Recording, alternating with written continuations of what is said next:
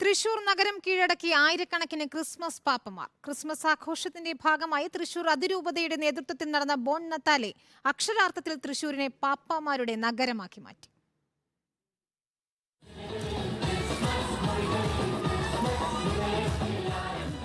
പതിനായിരത്തോളം ക്രിസ്മസ് പാപ്പാമാർ നഗരം ചുറ്റുന്നത് കാണാൻ വഴികൾക്കിരുവശവും ആളുകൾ തടിച്ചുകൂടി. കൊച്ചു കുഞ്ഞുങ്ങൾ മുതൽ വൃദ്ധർ വരെ, അംഗപരിമിതർ മുതൽ സമൂഹത്തിന്റെ നാനാതുറയിൽപ്പെട്ടവർ വരെ നിരവധി പേർ പാപ്പാവേഷമണിഞ്ഞ് ബോൺ നത്താലെയിൽ പങ്കുകൊണ്ടു.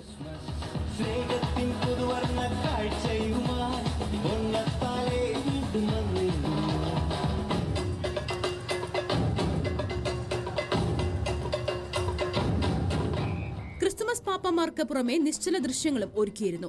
ചലിക്കുന്ന പുൽക്കൂടും ക്രിസ്തുമസ് ട്രീയും ഇത്തവണത്തെ പ്രത്യേകതയായിരുന്നു. 5 മണിയോടെ ആരംഭിച്ച ബോൺ നത്താലെയിൽ ഗാനങ്ങൾക്കൊപ്പം 10,000-ഓളം പാപ്പമാർ ചുവടുവെച്ചു.